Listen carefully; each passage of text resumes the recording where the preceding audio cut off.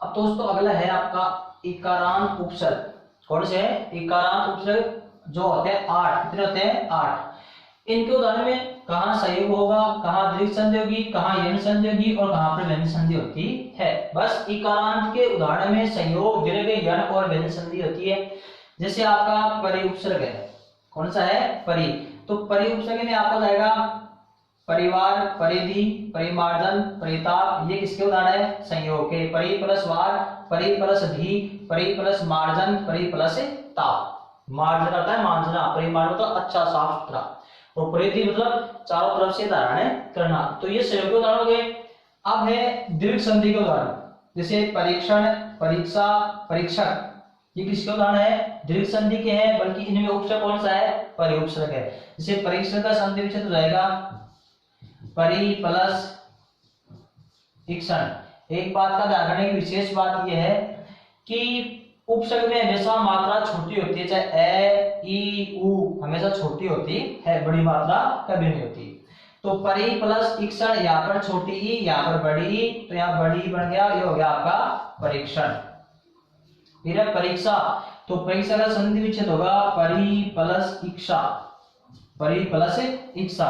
यहाँ से अपने ई उठा लिया, यहाँ से अपने बड़ी ई उठा ली, दोनों मिलकर बड़ी ई बन गई, और बड़ी की मात्रा पहले वाले में जोड़नी है, क्योंकि इसमें से ये छोटी तो गायब हो गई थी, ये छोटी गायब हो गई, ये बड़ी ई गायब हो गई। इन दोनों को, ये दोनों मिलकर क्या बन गई? बड़ी। तो जो जिसका बनता है वो आपको वापस पहले प्लस से पहले वाले में जोड़ना है।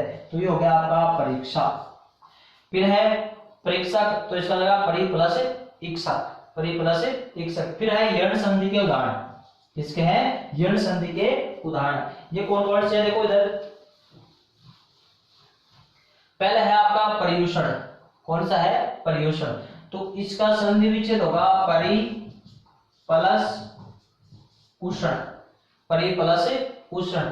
अब क्या है? यहाँ पर जैसे ई है, यहाँ पर क्या है? ई। इस ई को हटाने पर आपका र आधा हो गया, ई का बन गया ये में जुड़ गया आपका उ, और ये हो गया स है। अब र हलंत है, तो र हलंत हमेशा ऊपर चला जाता है, तो ये हो गया आपका पर्यूषण। फिर है पर्यवसान। तो इसका जगह परि प्लस अवसान, परि प्लस अवसान, परि प्लस अंत, पर्यालोचन। तो इसमें देखो ये र है, तो लगा परि प्लस आलोचन, परि प्लस आलोचन। फिर जो परि प्लस अवेक्षक। ये उदाहरण बार बार एग्जाम में पूछा जाता है। तो दोस्तों ध्यान रखना, पर्यवेक्षक का संधि विच्छेद कैसे होगा? परि प्लस अवेक्षक, परि प्लस अवेक्षक कैसे होगा? यहाँ पर ई है। अब अगर आपको संधि के नियम याद है तो कोई दिक्कत आएगी नहीं, क्योंकि उपसर्ग में 80% 90% संधि होती है। तो संधि के नियम याद होने चाहिए, और ये अच्छी तरह से मैंने ट्रिक वाइज यण संधि की अपने वीडियो अपलोड किया था। अब है परि प्लस अवेक्षक। यहाँ पर ई का बन जाएगा ये, तो र हलंत हो गया, ई का ये बन गया, ये में आपका ए जुड़ गया, और ये हो गया वेक्षक। अब ये र हलंत है, यहाँ पर ये ऊपर चला जाएगा, ये हो गया आपका पर्यवेक्षक, निरीक्षक देखने वाला। फिर आपका व्यंजन संधि के उदाहरण। किसके? व्यंजन संधि के उदाहरण। व्यंजन संधि के उदाहरण में है एक तो परिणाम, परिष्कार और परिचिह्न।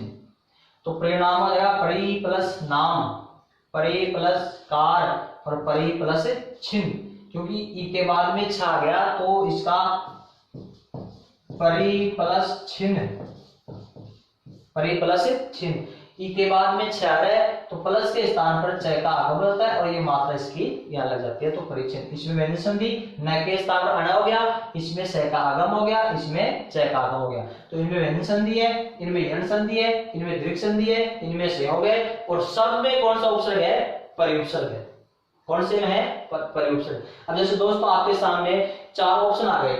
जैसे ए ऑप्शन में है परिवार, बी ऑप्शन में है परीक्षण, और सी में है पर्यूषण, और डी में है परिष्कार, डी में है परिष्कार। या फिर परिष्कार को हटाने के बाद में अपन ले लेते हैं इसको पर्यावसन को ले लो, पर्यावसन। ये 4 ऑप्शन हो गए, ए बी सी और डी। आपसे ये प्रश्न पूछा जाए कि कौन से शब्द में परि उपसर्ग है, परिउपसर्ग है। तो अगर आप यहाँ पर अच्छी तरह से ध्यान नहीं देते हैं, गौर से नहीं देखते हैं, अगर आपके कॉन्सेप्ट समझ में नहीं आया तो आप इसमें क्या करोगे, परि प्लस वार, परिवार में परिउपसर्ग है, क्योंकि इनमें आपको परि दिखाई नहीं दे रहा है, ना तो इसमें दिख रहा है, ना इसमें दिखाई दे रहा है, और ना इसमें दिखाई दे रहा है, बल्कि इनमें संधि विच्छेद करने के बाद में चारों में आपका परिउपसर्ग है। इसलिए आपके सामने ये चारों कॉन्सेप्ट में क्लियर कराऊं कि कहां पर संधि होती है, कहां पर सहयोग होता है। अब है आपका अति उपसर्ग। देखो अति उपसर्ग के जितने भी उदाहरण है उनमें या तो सहयोग होगा, या दीर्घ संधि होगी, या यण संधि, या फिर व्यंजन संधि, इसके अलावा बाकी बात नहीं हो सकती। तो देखो अति में अति प्लस क्रमण, अति प्लस काल, ये तो क्या हो गया आपका संयोग। अति हो जाएगा अति प्लस इत, अति प्लस इत, इत हमेशा छोटी होती है धारणा, बड़ी इत होती नहीं है। तो अति में भी ई, इत में भी ई, दोनों ई मिलकर के बड़ी हो गई अतीत। अति प्लस इव, इव भी हमेशा छोटा होता है, तो अति प्लस इव दीर्घ संधि। अति प्लस इंद्रिय, अति प्लस इंद्रिय, अति में छोटी, जैसे अति प्लस इंद्रिय, ई प्लस ई बराबर बड़ी हो गई तो अतीन्द्रिय। और अतिचा, अति प्लस इच्छा, अति भी छोटी, इच्छा भी छोटी, और दोनों छोटी ई मिलकर के बड़ी हो गई अतिचा। तो इन सब में आपकी दीर्घ संधि है। अब अत्युक्ति, अत्युक्ति में जाएगा अति प्लस उक्ति, अति प्लस उक्ति, अति प्लस आधुनिक, अति प्लस अल्प, अति प्लस आवश्यक, जैसे बता रहा हूं, इसका जाएगा अति प्लस उक्ति, इसका जाएगा अति प्लस आधुनिक, इसका जाएगा अति प्लस अल्प, अति प्लस अल्प, इसका जाएगा अति प्लस आवश्यक, अति प्लस आवश्यक। ये हो गया आपके यण संधि के उदाहरण। अब इसमें व्यंजन संधि के उदाहरण प्रयुक्त नहीं होते हैं, किसमें, अति उपसर्ग में व्यंजन संधि उदाहरण नहीं है। फिर है प्रति, प्रति का देखो सहयोगी उदाहरण है प्रति प्लस कार, प्रति प्लस लोम, ये तो हो गया आपके संयोग। फिर है देखो दीर्घ संधि का उदाहरण है प्रतीत, तो प्रति प्लस इत, इसका उदाहरण आएगा प्रति प्लस इत।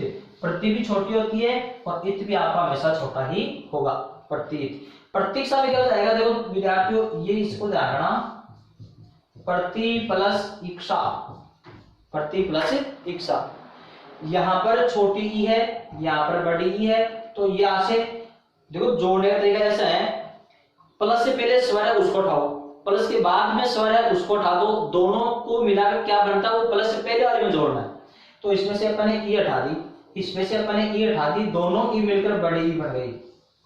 अब ये ई गायब हो गई, ये ई गायब हो गई, बड़ी ई बन गई दोनों की, और ये बड़ी की मात्रा आपको वापस इस पहले वाले में जोड़नी है, तो ये जोड़ दिया आपने, पीछे क्या बचा उसको लिख दो, ये बन गया आपका प्रतीक्षा।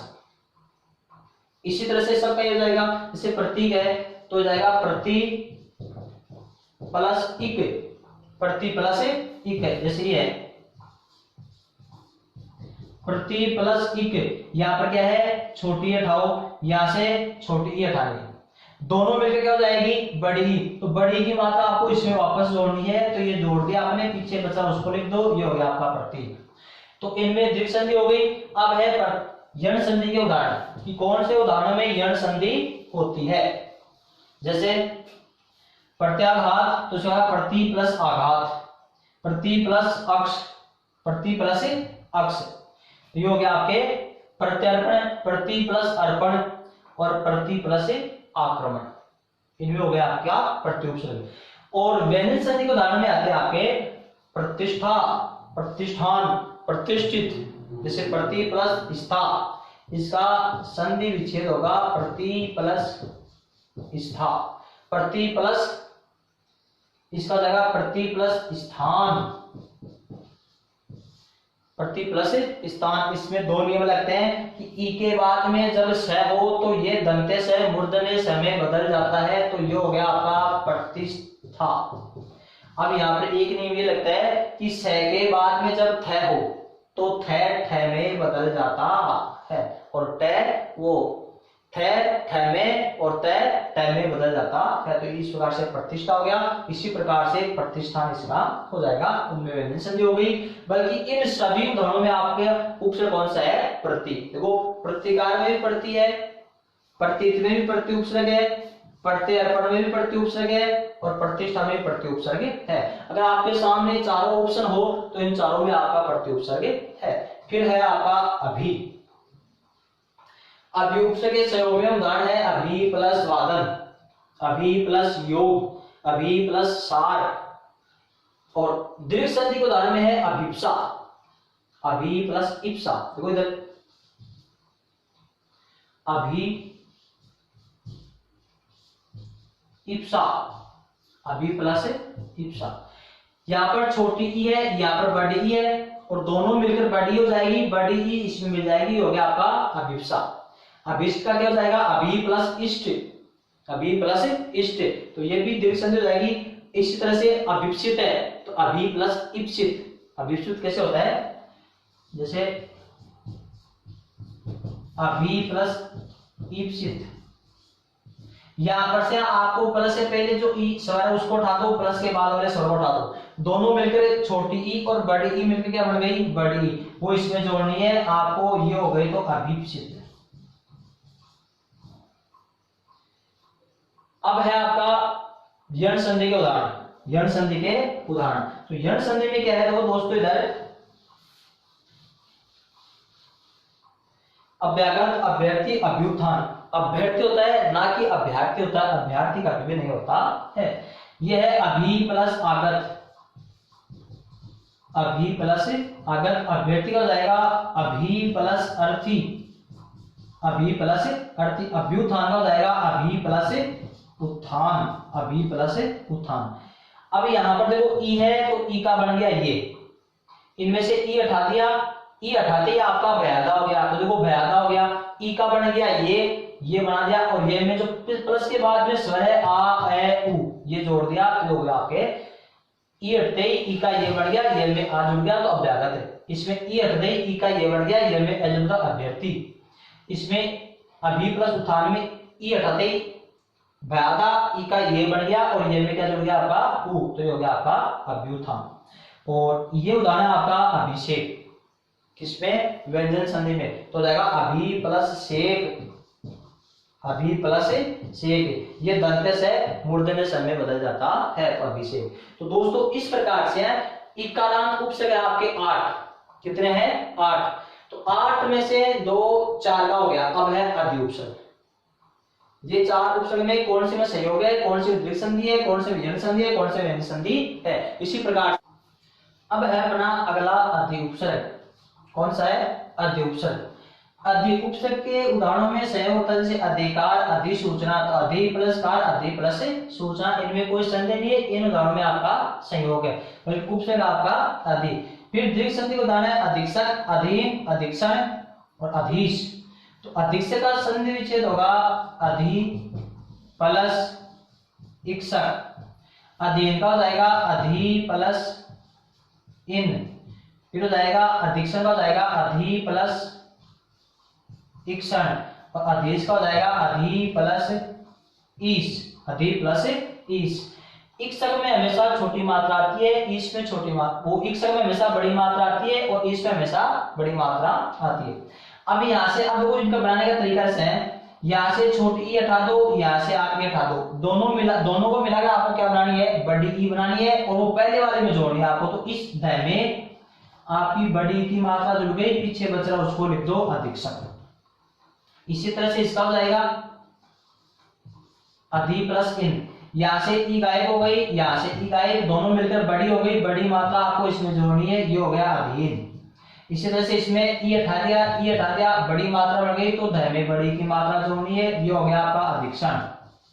इसी तरह से ये ई गायब, ये गायब, बड़ी की मात्रा ध में जोड़नी है आपको, ये हो गया आपका अधीश। इस प्रकार से ये दीर्घ संधि हो गई। अब है आपकी यण संधि के उदाहरण। कौन से हैं? यण संधि के उदाहरण। यण संधि के उदाहरणों में अधिउपसर्ग कैसे है? अध्युडा, अद्वितेका, अध्यादेश। अध्युडा, अद्वितेका और अध्यादेश। इसमें दोस्तों इसमें आपकी यण संधि नहीं है, इसमें आपका संयोग है। क्या है? संयोग। कैसे? अधि प्लस तय का, अधि प्लस तय का, ये हो जाएगा आपका संयोग में। अधितय का होती क्या है? अधितय का और उपतय का।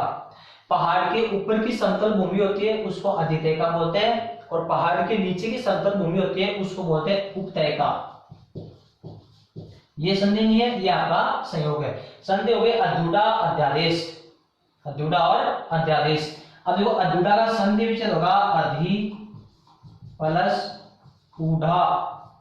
यहां पर आपका ई है, ई का क्या बनता है? यण संधि की दृष्टि से ये बनता है, तो ई गायब हो गया तो ध आधा हो गया, ई का बन गया ये में बड़ा ऊ की मात्रा जुड़ गई, ये हो गया आपका अध्युडा। अध्युडा क्या होता है? जिसके पति ने दूसरी शादी कर ली हो उस औरत को बोलते हैं अध्युडा। जिसके पति ने दूसरी शादी कर ली हो उस औरत विशेष को बोलते हैं अध्युडा। फिर अध्यादेश, अध्यादेश का संधि विच्छेद रहेगा अधि प्लस आदेश, अधि प्लस आदेश। कैसे?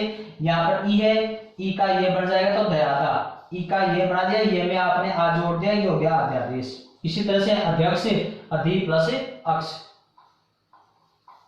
फिर है आपकी व्यंजन संधि। क्या है? व्यंजन संधि।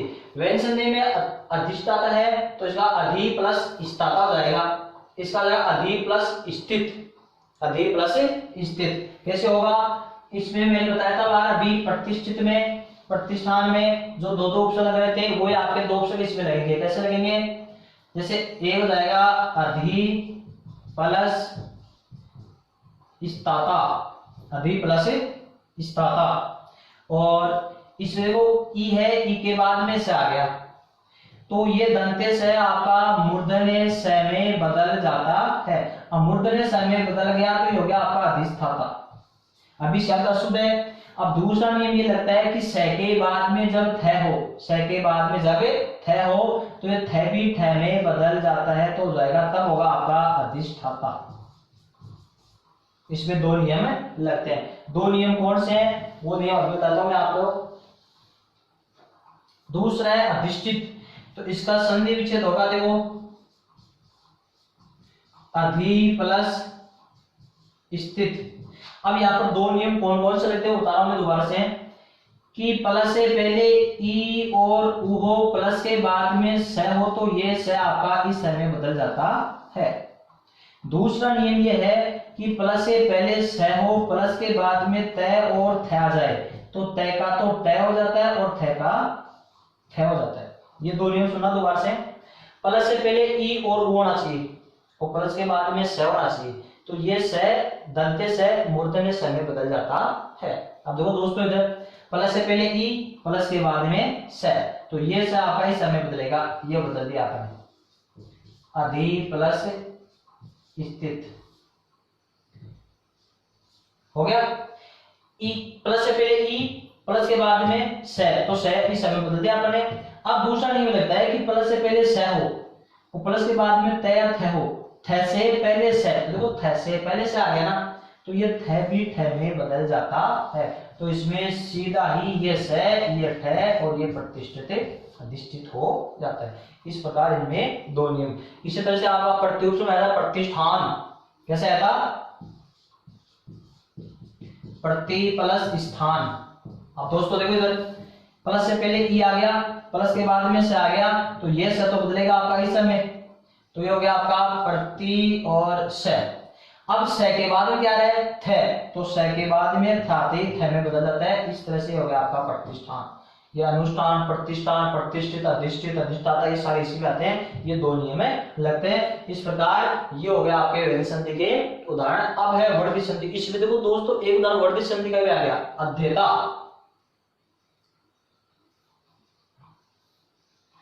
ये अपने वर्धी संधि का उदाहरण ये है अपना यण संधि का उदाहरण। किसका है? यण संधि का उदाहरण ही है। कैसे? अध्येता, तो इसका हो जाएगा अधि प्लस एता, अधि प्लस एता। प्लस से पहले क्या है? ई, प्लस के बाद में क्या है? ए, असमान सर आ गया तो ई का तो हो जाएगा आपका ये में ए जोड़ दिया, ये हो गया अध्येता, पढ़ने वाला। तो दोस्तों ये हो गया अधि प्लस एता अध्येता यण संधि की उदाहरण। इस प्रकार से अधि उपसर्ग के उदाहरणों में ये संयोग के हो गए, ये दीर्घ संधि के हो गए, ये यण संधि का हो गया और ये हो गया आपका व्यंजन संधि का। फिर है निउपसर्ग। कौन सा है? निउपसर्ग। निउपसर्ग के उदाहरण में कहां पर संयोग है, कहां पर दीर्घ संधि है और कहां पर व्यंजन है। देखो नि प्लस वेश निवेश, नि प्लस जय निज, नि प्लस मंत्रण निमंत्रण, इनमें तो है संयोग। जय का अर्थ है जन्म लेना, तो जो अपने आप या अपने आप स्वयं के लिए जन्म लेता है वो निज। निमंत्रण, मंत्रण का अर्थ होता है कहना, मंत्रण का अर्थ होता है कहना, और नि का अर्थ है विशेष, विशेष रूप से कहना होता है निमंत्रण।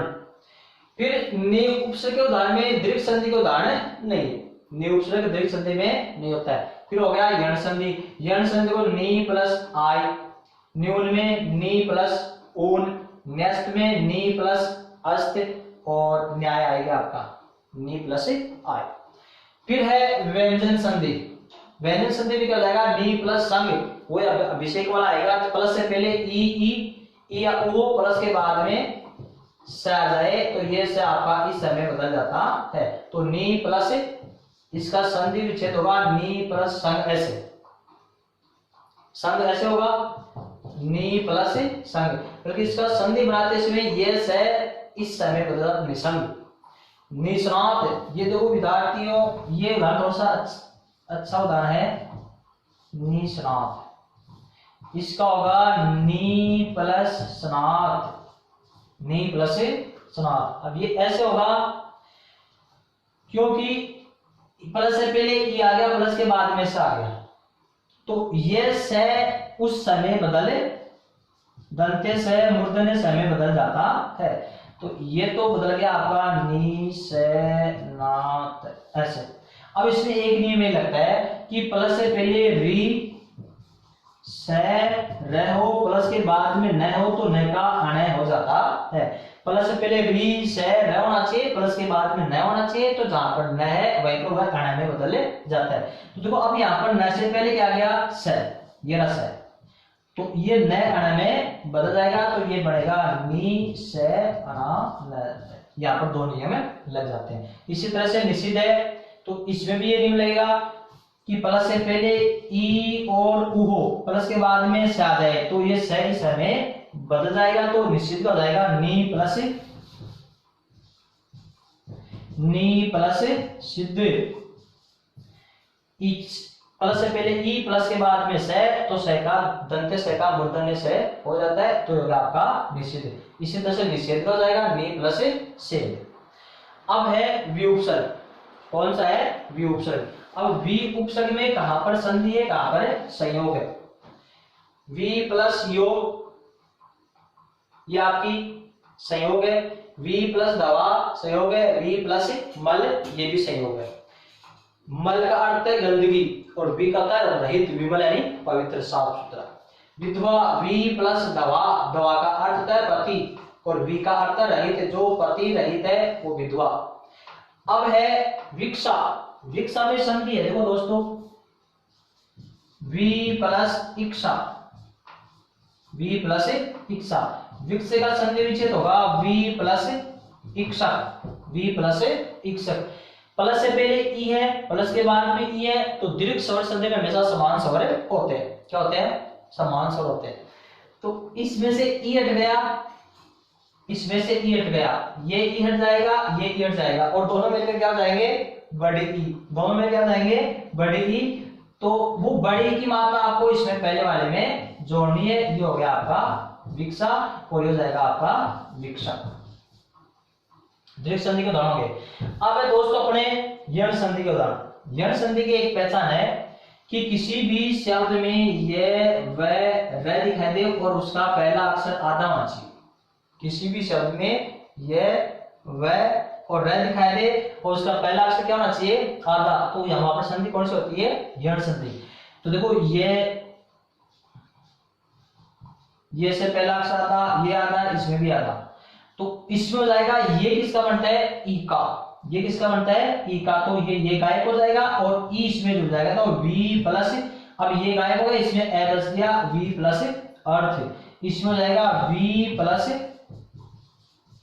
आकुल, इसमें हो जाएगा वी प्लस न्यास, बल्कि दोस्तों इसमें आपका संयोग भी है और यण संधि भी है, और व्याधि हो जाएगा वी प्लस आदि, वी प्लस आदि। अब विन्यास में यण संधि कैसे है, संयोग कौन से है, तो वी प्लस